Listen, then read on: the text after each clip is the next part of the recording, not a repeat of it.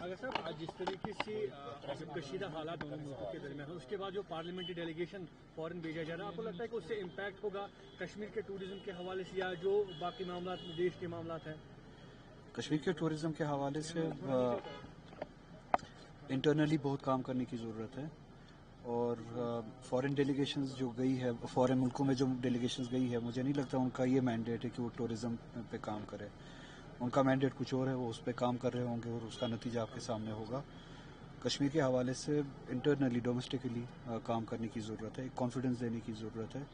کشمیر کو جس طرح سے پریزنٹ کرنے کی کوشش کی گئی اس حملے کے بعد،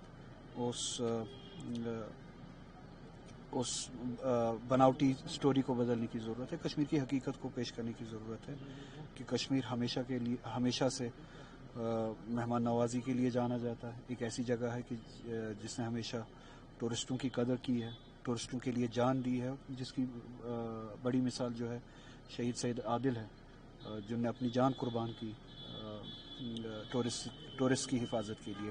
تو یہ کوشش ہمیں ڈومیسٹکلی کرنی پڑے گی جس سے ٹورزم جو ہے وہ ریوائیو ہو، اور وہ ٹورزم جو نہ صرف اکانومی کے لیے بلکہ اس جگہ کی کلچر اور تمدن کے لیے بھی صحیح ہو. اگر صاحب آپ کو ریلیٹڈ کئی زیادہ افواہیں جو ہے مارکیٹ میں اڑ رہی ہے، کبھی آپ کا ریزگنیشن کی بات آ رہی ہے، کبھی آپ کے واک آؤٹ کی بات آ رہی ہے، اس کے بعد وہ ٹویٹ آپ کا کرنا، تو اس ٹویٹ کا مطلب کیا تھا، اور واقعی میں کیا کسی طرح کا کوئی اختلاف ہے آپ کا پارٹی کے ساتھ؟ مجھے جو بات کہنی ہوتی ہے وہ نہ میں سیکرٹ رکھتا ہوں، نہ خدا نہ خاصہ اندر کمرے میں ایک بات کہتا ہوں، نہ باہر دوسری بات کہتا ہوں. جو بات کمرے میں کہی ہو وہی باہر بھی کہی ہے، اور نہ کوئی کرپٹک میں نے کوئی میسیج دی ہے کبھی. ٹویٹس وغیرہ کے بارے میں جو آپ پوچھ رہے ہیں، جس کا جو مطلب تھا وہ سب کے سامنے ہے، خود پڑھ سکتے ہیں. اور ریزگنیشنز وغیرہ یہ جو ہے یہ افواہیں ہیں.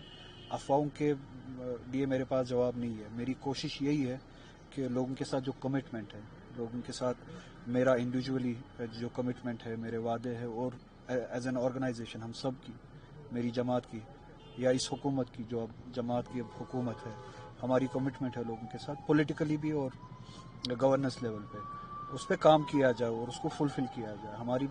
ہمارا پولیٹیکل ایجنڈا جو ہے اس ریاست کا ہے، جس پہ ہم نے لوگوں سے ووٹ لیے ہے، یہ کہہ کے کہ اس پولیٹیکل سینٹیمنٹ اور اس پولیٹیکل ایجنڈا کی جو لوگوں کا ہے اس کی ترجمانی کریں گے.